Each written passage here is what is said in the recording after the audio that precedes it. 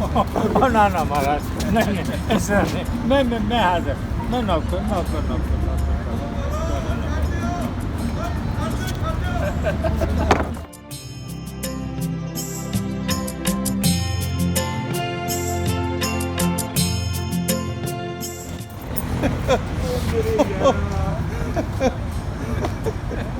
बड़े टाइम के अपने ਸ਼ਾਲਾ ਸਾਂਝਾ ਆਬਾਦ ਰਹਿਣ। ਇਸ ਧਰਤੀ ਦੇ ਤੇ 5 ਪਾਣੀਆਂ ਦੀ ਧਰਤੀ ਹੈ ਪੰਜਾਬ, ਤੇ ਇਹ ਪੰਜਾਬ 2 ਥਾਂ ਹੋ ਗਿਆ, ਬਲਕਿ ਹੁਣ ਤੇ ਕਈ ਥਾਂ ਹੋ ਗਿਆ। ਤੇ ਇਹਦੇ ਜਿਹੜਾ ਨਿਖੜ ਜਾਣਾ ਹੈ ਨਾ, ਵਿਛੜ ਜਾਣਾ ਹੈ ਤੇ ਫਿਰ ਮਿਲ ਜਾਣਾ, ਉਹ ਸਾਂਝ ਦਾ ਬਣ ਜਾਣਾ, ਉਸ ਦਾ ਜੋ ਚਾਅ ਜਾਂ ਖੁਸ਼ੀ ਹੁੰਦੀ ਹੈ, ਬਲਕਿ ਸਰਖੁਸ਼ੀ ਹੁੰਦੀ ਹੈ, ਉਹਦੀ ਕੋਈ ਅੰਤ ਨਹੀਂ ਰਹਿੰਦੀ। ਜਿਸ ਵੇਲੇ ਕੋਈ ਚੜ੍ਹਦੇ ਪੰਜਾਬ ਤੋਂ ਲਹਿੰਦੇ ਪੰਜਾਬ 'ਚ ਕੋਈ ਮਿੱਤਰ ਪਿਆਰਾ ਆਉਂਦਾ ਹੈ, ਜਾਂ ਲਹਿੰਦੇ ਪੰਜਾਬ ਤੋਂ ਚੜ੍ਹਦੇ ਵੱਲ ਜਾਂਦਾ ਹੈ, ਤੇ ਮੁਹੱਬਤਾਂ ਦੇ ਦਰਿਆ ਉਹ ਮੁੜ ਆਉਂਦੇ ਨੇ।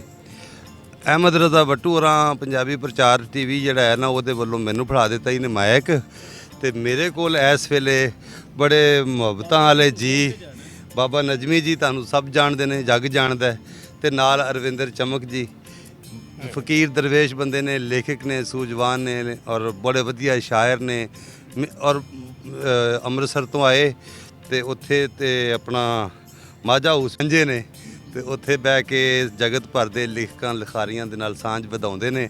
ਅੱਜ ਵੀ ਸਾਂਝਾ ਪੰਜਾਬ ਫੈਜ਼ ਫੈਸਟੀਵਲ 2022 ਜੋ ਅਲਹਮਰਾ ਲਾਹੌਰ 'ਚ ਹੋ ਰਿਹਾ ਹੈ, ਮਾਲ ਰੋਡ ਦੇ ਉੱਤੇ, ਤੇ ਇਹ ਉਹਦੇ ਵਿੱਚ ਸਾਂਝੇ ਪੰਜਾਬ ਦਾ ਔਰ ਇੱਕ ਮੁਸ਼ਾਇਰੇ ਦਾ ਜਿਹੜਾ ਸੈਸ਼ਨਸ ਨੇ ਉਹਦੇ ਵਿੱਚ ਰਲਤ ਕਰ ਲਈ ਉਚੇਚੇ ਤੌਰ ਤੇ ਆਏ ਨੇ।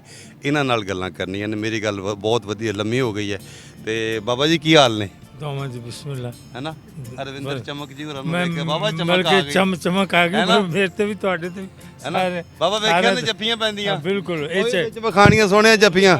ਹਾਂ, ਉਹ ਸ਼ਰੀਕੇ 'ਚ ਅੱਗ ਪੂਰੀ ਲਾਣੀ ਹੈ, ਆ ਠੰਡ ਪੈ ਜੇ। ਤੇ ਮੇਰੇ ਨਾਲ ਬਿਹਤਰ ਸ਼ਾਇਦ ਜ਼ਰਾ ਚਮਕ ਜੀ ਨਾਲ ਗੱਲਬਾਤ ਹੋ ਜਾਏ ਤੇ ਕਮਾਲ ਦੀ ਮਜ਼ੇ, ਕਿਉਂਕਿ ਅਸੀਂ ਇਹਨਾਂ ਦੀ ਗੱਲ ਲੋਕਾਂ ਤੀਕਰ ਪੜੇ, ਸੱਜਣਾ ਤੀਕਰ, ਪਿਆਰਿਆਂ ਤੀਕਰ, ਪਾਕਿਸਤਾਨੀਆਂ ਤੇ ਹਿੰਦੁਸਤਾਨ ਦੇ ਲੋਕਾਂ ਤੀਕਰ, ਆਪਣੇ ਪੰਜਾਬੀ ਭਰਾਵਾਂ ਤੱਕ ਇਹਨਾਂ ਦੀ ਗੱਲ ਪੜੇ ਤੇ ਜ਼ਿਆਦਾ ਮਜ਼ਾ ਆਏਗਾ। ਲਓ ਜੀ, ਦੱਸ ਦਈਏ ਕਿ ਨਵੀਂ ਨਵੀਂ ਗੱਲ ਕਰਨਾ ਤੀਕਰ ਪੜੇਗੀਆਂ। ਹਾਏ ਹਾਏ, ਉਹ ਇਹਨਾਂ ਦੀ ਬੜੀ, ਇਹ ਫਕੀਰ ਮਨਸ਼ ਬੰਦੇ ਨੇ, ਬੜੇ ਬੀਬੇ, ਬੜੀ ਹਲੀਮੀ ਵਾਲੇ, ਬੜੇ ਮਿੱਠੇ ਨਿੱਘੇ ਸੁਭਾਅ ਦੇ ਨੇ, ਬਹੁਤ ਸੋਹਣੀ ਅਦਾ ਦੇ ਨੇ, ਤੇ ਰੰਗ ਵੇਖੋ ਫੱਬੇ ਪੈ ਇਹਨਾਂ ਦਾ, ਬਹਾਰ ਆਈ ਖੜੀ ਹੈ ਨਾ ਲਾਹੌਰ ਜੇ ਅੰਮ੍ਰਿਤਸਰੋਂ ਬਾਹਰ ਆਈ ਹੈ ਜੀ। ਕੀ ਹਾਲ ਨੇ ਬੀਬਾ ਜੀ? ਬਹੁਤ ਸ਼ੁਕਰੀਆ ਸੋਹਣੇ ਪਾਕਿਸਤਾਨ ਨੂੰ, ਢੇਰ ਸਾਰਾ ਪਿਆਰ ਤੇ ਦੁਆਵਾਂ, ਤੇ ਪੰਜਾਬੀ ਪ੍ਰਚਾਰ ਵਾਲਿਆਂ ਨੂੰ। ਅੱਜ ਤੁਸੀਂ ਫੈਜ਼ ਮੇਲੇ ਦੇ ਉੱਤੇ ਮੇਰੀ ਇੱਕ ਵੱਡੀ ਜ਼ਿਆਰਤ ਕਰਾ ਦਿੱਤੀ, ਬਾਬਾ ਨਜ਼ਮੀ ਦੇ ਮੈਨੂੰ ਕਦਮਾਂ ਦੀ ਜ਼ਿਆਰਤ ਕਰਾ ਦਿੱਤੀ, ਅਫਜ਼ਲ ਸਾਹਿਰ ਦੀ ਮੈਨੂੰ ਜ਼ਿਆਰਤ ਕਰਾ ਦਿੱਤੀ। ਮੈਨੂੰ ਲੱਗਦਾ ਹੈ ਕਿ ਜੇ ਅਦਬ ਦੇ ਲਿਹਾਜ਼ ਦੇ ਨਾਲ ਮੈਂ ਗੱਲ ਕਰਾਂ ਤੇ ਮੇਰੇ ਤੋਂ ਵੱਡਾ ਖੁਸ਼ਕਿਸਮਤ ਇਨਸਾਨ ਸ਼ਾਇਦ ਲੱਭਿਆ ਵੀ ਤੁਹਾਨੂੰ ਇਸ ਜ਼ਮੀਨ ਧਰਤੀ ਤੇ ਨਾ ਲੱਭੇ, ਜਿਹਦੇ ਕੋਲ 2 ਹੀਰੇ ਉਹਦੇ ਸਿਰ ਤੇ ਹੋਣ ਤੇ ਉਹਨਾਂ ਦਾ ਹੱਥ ਉਹਨਾਂ ਦੇ ਸਿਰ ਤੇ ਹੋਵੇ। ਤੇ ਖੁਸ਼ਕਿਸਮਤ ਆ ਕਿ ਹਕੂਮਤਾਂ ਦੇ ਚਲੋ ਇੱਕ ਸਾਰੇ ਗੱਲ ਪੁੱਛਦੇ ਨੇ, ਜਦੋਂ ਕੋਈ ਪ੍ਰਾਹੁਣਾ ਆਉਂਦਾ ਨਾ, ਖੈਰੀ ਮੇਰੀ ਸਫ਼ਰ ਠੀਕ ਰਿਹਾ, ਇਹ ਪੁੱਛ ਦੋ ਸੋਫਾ। ਮੈਂ ਪਹਿਲੀ ਗੱਲ ਤੇ ਇਹ ਹੈ ਕਿ ਮੈਂ ਮਹਿਮਾਨ ਨਹੀਂ ਬਣ ਸਕਦਾ, ਕਿਉਂਕਿ ਮੈਂ ਇਸੇ ਜ਼ਮੀਨ ਦਾ ਜਾਇਆ, ਤੇ ਮੇਰੀ ਮਾਂ ਦੀ ਭੂਏ ਇਹ ਹੈ ਗੁਜਰਾਂਵਾਲੇ ਦੀ। ਸੋ ਮੈਨੂੰ ਹਮੇਸ਼ਾ ਇਹ ਲੱਗਦਾ ਕਿ ਮੈਂ ਆਪਣੀ ਜ਼ਮੀਨ ਤੇ ਆਇਆ। ਜਿਸਮ ਭਾਵੇਂ ਮੇਰਾ ਉੱਧਰ ਚਲੇ ਜਾਵੇ ਜਦੋਂ ਬਾਰਡਰ ਦਾ ਵੀਜ਼ਾ ਖਤਮ ਹੋ ਜਾਂਦਾ ਹੈ, ਪਰ ਰੂਹ ਮੇਰੀ ਹਮੇਸ਼ਾ ਇੱਥੇ ਤੁਹਾਡੇ ਕੋਲ ਹੀ ਵਸਦੀ ਹੈ। ਤੇ ਜਦੋਂ ਮੈਂ ਇੱਥੇ ਪਹੁੰਚ ਜਾਂਦਾ ਤੇ ਫਿਰ ਮੇਰਾ ਜਿਸਮ ਤੇ ਰੂਹ ਦੋਵੇਂ ਜਿਹੜੀਆਂ ਨੇ ਉਹ ਇਕੱਠੀਆਂ ਹੋ ਜਾਂਦੀਆਂ ਨੇ, ਤੇ ਜਦੋਂ ਇਕੱਠੀਆਂ ਹੋ ਜਾਂਦੀਆਂ ਨੇ ਤੇ ਫਿਰ ਉਹ ਲੁੱਡੀਆਂ ਪਾਉਂਦੀਆਂ ਨੇ, ਫਿਰ ਉਹ ਬਾਤਾਂ ਪਾਉਂਦੀਆਂ ਨੇ, ਫਿਰ ਉਹ ਅੰਦਰ ਦੀ ਗੱਲ ਜਿਹੜੀ ਹੈ ਨਾ ਰੱਬ ਦੇ ਨਾਲ ਜੋੜ ਦਿੰਦੀਆਂ ਨੇ। ਤੇ ਮੈਂ ਇਸ ਸੂਰਜ ਦੇ ਅੱਗੇ, ਇਸ ਚਮਕਦੇ ਹੋਏ ਆਫਤਾਬ ਦੇ ਅੱਗੇ ਤੇ ਮੈਂ ਤੇ ਕੋਈ ਗੱਲ ਕਹਿ ਵੀ ਨਹੀਂ ਸਕਦਾ। ਮੇਰੀ ਤੇ ਇੰਨੀ ਔਕਾਤ ਨਹੀਂ।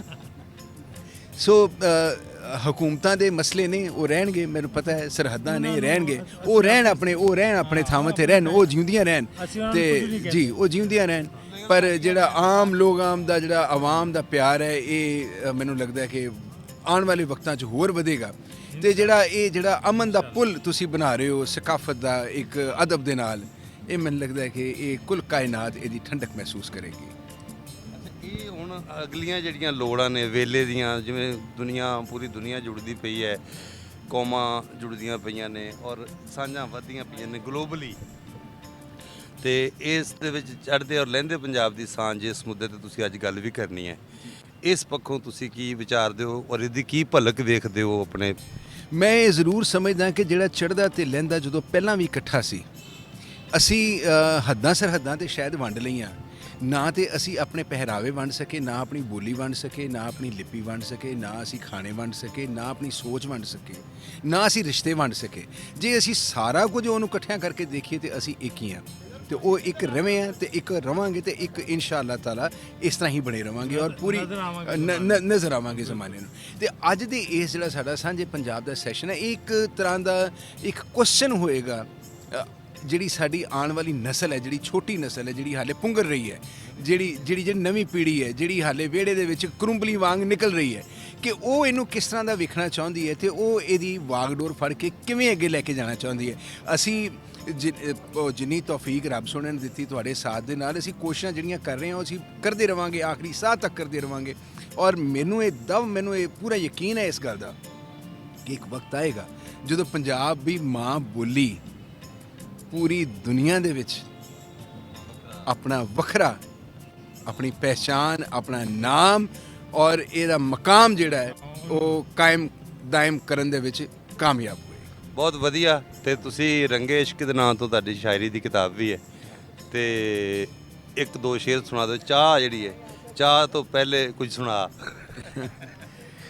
ਮੈਂ ਕੌਣ ਹਾਂ ਕੁਛ ਲਿਖਣ ਵਾਲਾ, ਹਮੇਸ਼ਾ ਮੈਂ ਆਪਣੇ ਆਪ ਨੂੰ दोहराना कि कौन दे पाया है इस जहाँ में किसी को कुछ भी चमक, यहाँ तो हर सांस भी खुदा से उधारी मिलती है, कि हर बार धड़कता है जो दिल ये रमज़े ज़िंदगानी वो सांस है मेरी कि तुम हो, ये लर्ज़ा इश्क और सुकून ज़िंदगानी ये कायनात है मेरी कि तुम हो, हर मंज़र जो नज़र आता है चमक तुझको, ये रोशनी ये बिनाई आँखों की है मेरी कि तुम हो, मेरे लबों से निकले जो अल्फाज़े दुआ वो दुआ भी है मेरी कि तुम हो, नामालूम है ख़ुद को कि हशरे हयाती क्या होगा, जो चल रहा हूँ इन रास्तों में वो मैं हूँ कि तुम हो। ਵਾਹ ਜੀ ਵਾਹ।